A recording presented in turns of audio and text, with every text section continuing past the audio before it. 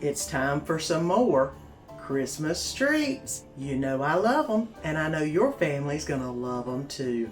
We've got some of our absolute favorite treats in this video. Your family's gonna be impressed, and you'll see how easy they really are to make. Hey friends, my name's Susan, and welcome to my home. Today I've got you 4 Christmas treats recipes that your family's gonna love. Quick and easy, and oh, they taste so good. So let's get our ponytails up. It's time to get into the holidays and get to making some of our favorite Christmas treats. So come on, let's get to cooking. And we're gonna make haystacks for tonight's goodie. What you'll need is 12 ounces of butterscotch chips that have been melted. You'll need 6 ounces of peanuts. I have the dry roasted peanuts. And then you'll need 2 tablespoons of creamy peanut butter and 6 ounces of lo mein noodles, which this is a 12 ounce box. I'll only use half of that. So let me go ahead and get everything set up so we can get going on this. And I've laid out my aluminum foil to get ready to put the haystacks on them. And I'm going to go ahead and add in the 6 ounces of chow mein noodles, which is half of this container, the 6 ounces of peanuts, right there. I'm going to go ahead and add in the 12 ounces of the butterscotch chips, and then 2 tablespoons of peanut butter, and 2. And I'm going to mix these together really good. And you can see they're nicely coated now with all the stuff on them. Now let me show you how I get them onto the aluminum foil and get them to stand up and look like haystacks. I use salad tongs. It seems to work the best. These are kind of broke, so I'm hoping they'll keep working for me. But basically I go in and get about half a scoop in the salad tongs and then lay them on the paper. And I do that until I get all of the haystacks onto the aluminum foil. And I have all of my haystacks on my aluminum foil. Should probably made it a little bit bigger. But the one thing you have to make sure is that none of them are touching. That way, as they cool and dry, they will come off as one haystack and not a bunch of different haystacks. So we need to let this cool off and harden. Could take about an hour usually. And here's what they look like now that they're nice and firm. And when you know they're firm, whenever they lift away from the aluminum foil and you can pick them up with your hands. And then that means it's time to get them into your container. And of course, like the last video, I have got my shoebox from Dollar General and wax paper going on, because these again need to be separated. They don't stick as bad, but it just is easier to put them in something and separate them out. And this is ready to put the lid on.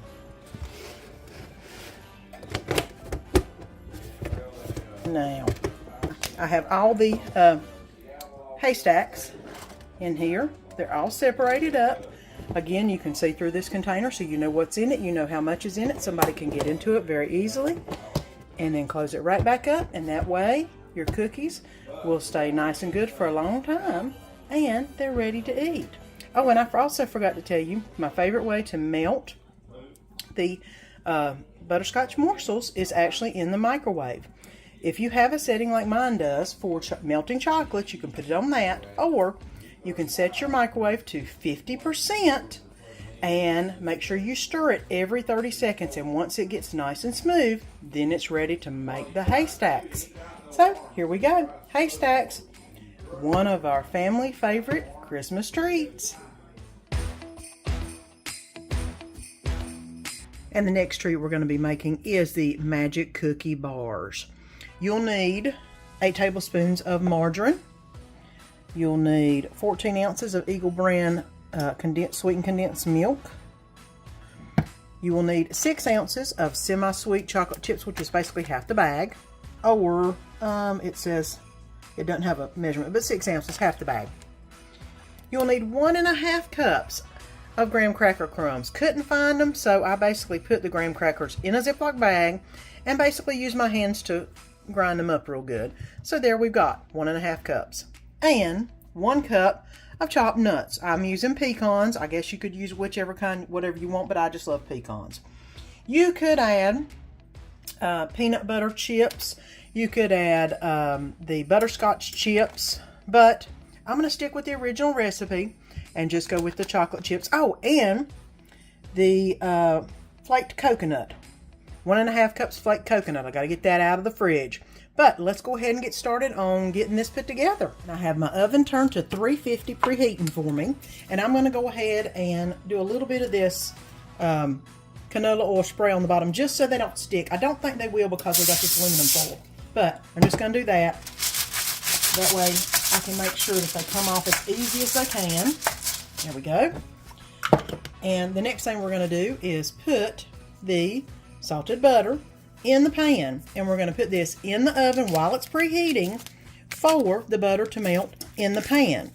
That way whenever it comes out, all we've got to do is add the graham cracker crumbs and then start building the cookie. It's actually really simple and it tastes so good.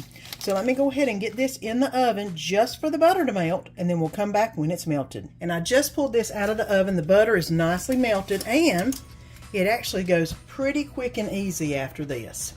Here are the 1.5 cups of graham cracker crumbs. It's basically was about a sleeve of graham crackers that I put in a Ziploc bag and crushed really good.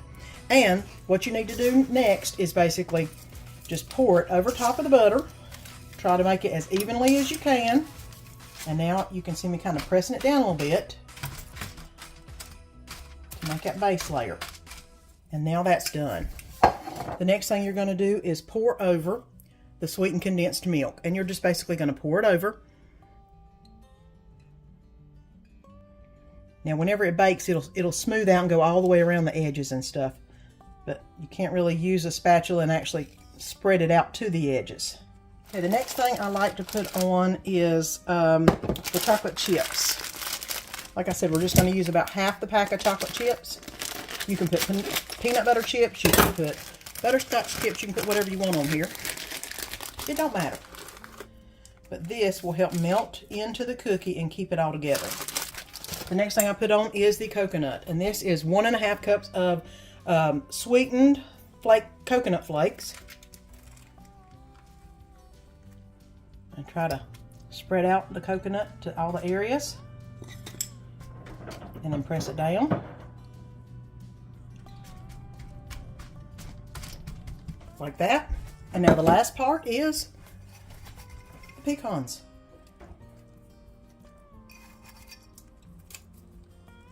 Okay, now this is ready to go in the oven and bake for 25 to 30 minutes. And I'll probably check it at 20 just to make sure it's not going to overbake. And let me get this in the oven, 350. And someone has smelt some goodies baking in the oven. And right here is the layer bars. They are a little over 25 minutes in, closer to 30. And I'm going to go ahead and let them cool down and let them all melt together for the bar. So this is what it looks like after coming out of the oven, 350 for about 28, 29 minutes. And it looks really good. And I'm going to let it cool down so I can cut it and get it out of the pan. Pull up the bar. And there you go. Look at that. Now I'm going to put them in the container to let them finish cooling off. And there we go. Layer bars. Magic cookie bars, whatever you want to call them.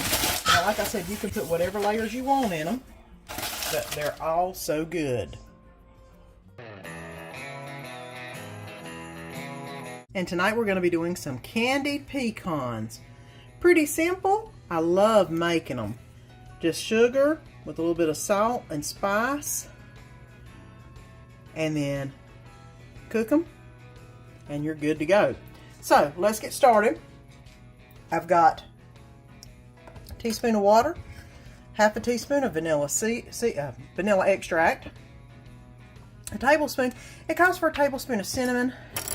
I'm using cinnamon sugar. I like a little bit of sweet. Half a cup of brown sugar and half a cup of regular sugar, and 16 ounces of pecans, which that is 32. I'm only going to make 16. And you're going to need the egg white from 1 egg. So let me show you how we get all this put together and how we make it. It's very simple, so let's get started. First thing we're going to do is put the dry ingredients in. We're going to be putting in the half cup of brown sugar, half cup brown sugar, half a cup of white sugar, a tablespoon of ground cinnamon, which of course I told you I'm going to be using cinnamon sugar. There. It calls for a teaspoon of salt. And that's all for the dry ingredients.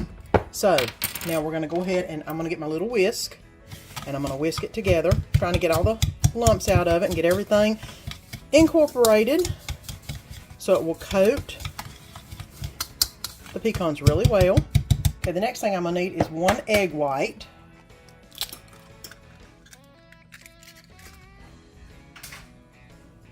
I love this little contraption. I know I could use something else and probably do it a lot better, but you know, I love gadgets if y'all haven't figured that out. I need a teaspoon of water, which isn't much, and half a teaspoon of vanilla extract. Now, all of that's ready to roll.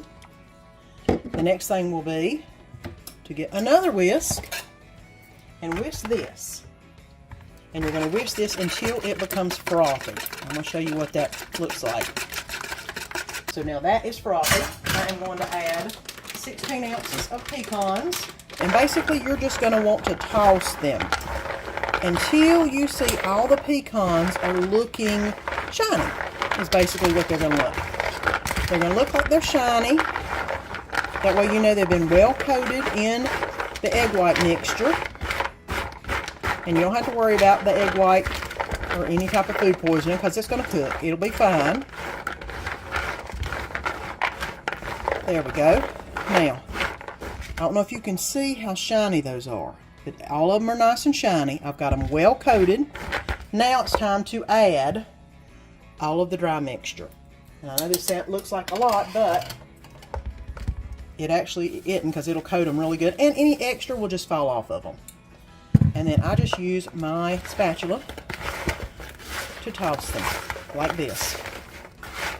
Because you want them all to look like they're covered in creamy snow. Is basically kind of what it looks like. Now, everything is mixed. Everything is ready to put on the baking sheet and put in the oven. I'll show you how to do that here in just a minute. Now, here's the baking sheet. I have laid out some aluminum foil on it just because easier cleanup, easier for these because they do get really sticky.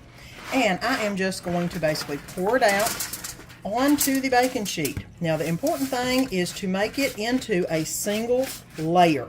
You don't want a bunch of them on top of each other, and they're too gooey to try to get your fingers in there after them, and I'm not going to do that. But you know, try your best to get them as single layer as possible.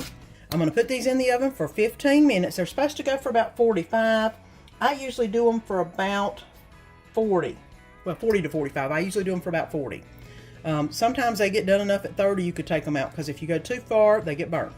So I'm going to put these in for 15 and then we'll flip everything and we'll come back and see what they look like in 15. And what I basically do is use this metal spatula to get under the pecans and just flip them, because you want to rotate them as best you can and then make sure they're back in a single layer.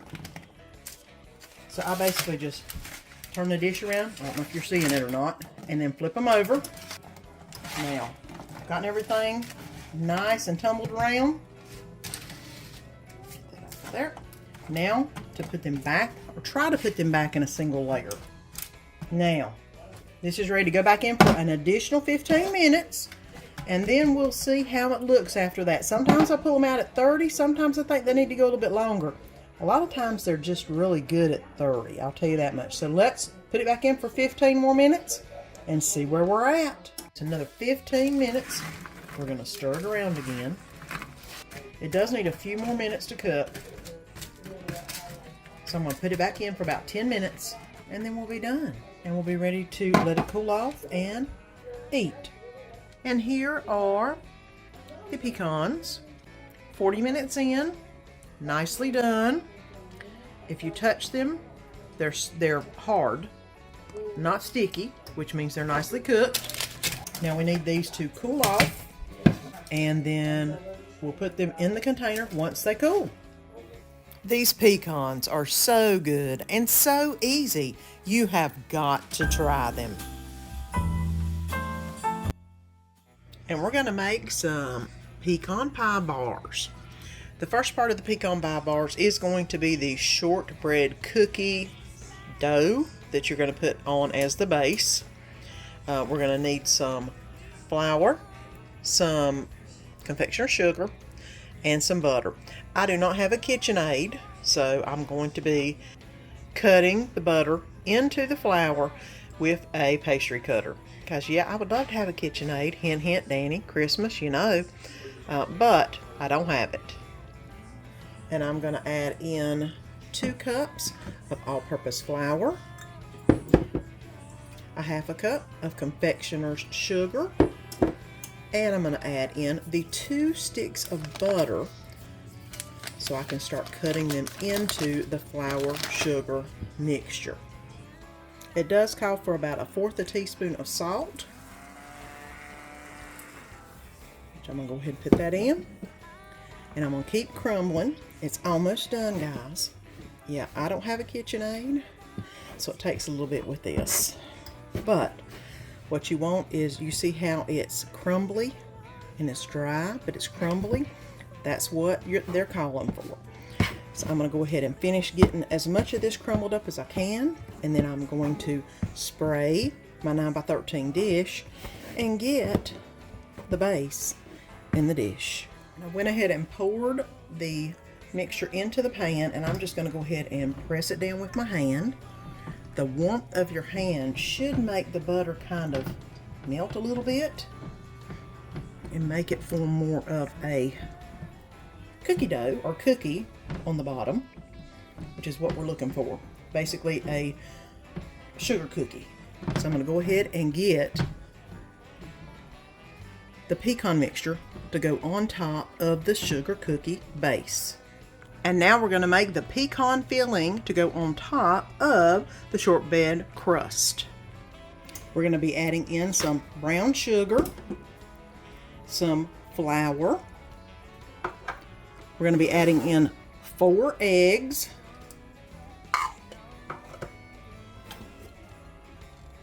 one and a half cups of corn syrup. And I just happen to be using the light because that's what I could find. Heavy whipping cream, vanilla, a little bit of salt, and finally 3 cups of crushed pecans. I'm going to try using my favorite small whisk and see if I can get this all mixed in together real good. And it shouldn't take long to make a nice, wonderful, sweet pecan concoction. Now I've transitioned over to the spatula so I can get down really deep. Make sure that all of the flour in the bottom is completely mixed in. And I'll tell you what, guys, this is looking really good. So now let's pour it on the shortbread cookie crust. And I'm just going to pour it on and let it self-level itself. I am going to scrape the bowl to get all of the goodness out of there because we don't want to waste any of that corn syrup or pecan-y goodness. Let me help spread it out to the edges a little bit. Now that is looking dang amazing. The oven has been preheating to 350 degrees. I'm going to go ahead and put it in the oven for about 40 to 50 minutes. It says depending. I think I'm going to do probably 45, cut it in between, and see how it looks, because this should be amazing whenever it's done. So let's get it in the oven. And I've gone ahead and got the pecan bars out and been letting it cool. And the secret to this is letting it cool completely. So this is definitely a Christmas treat that you want to make a day ahead so it will cool completely. Because whenever you cut into it, if it is still warm, all the middle will ooey gooey straight out of it. Well, somebody has smelled something cooking, and he's decided to come in here and check out what we've got going on. You'll have to excuse the dishwasher, it's a-going, because I've been making some stuff. But little man is sitting there wanting a bite, and he knows he can't have none. Let me go ahead and get this carved up into bars or cookies, whatever you want to call it, and then see how it looks once I get it cut up. And here you go, the pecan bars. Oh my gosh, they are so good. Your family's gonna love them. I don't know if you can see all the layers in that one, but look at that. So amazing. And the sugar cookie bottom is so good. It is, look at that, so amazing. Yep, that is definitely one that you need to make. Some more amazing Christmas tree recipes. You know, you got to try them. They are all so good and so simple. And if you haven't already, press that little button down below and subscribe. Make sure that you press the bell and the all notification. That way you'll get notified each time I put a video up, because you know you don't want to miss the good food and fun. Until next time, see you then.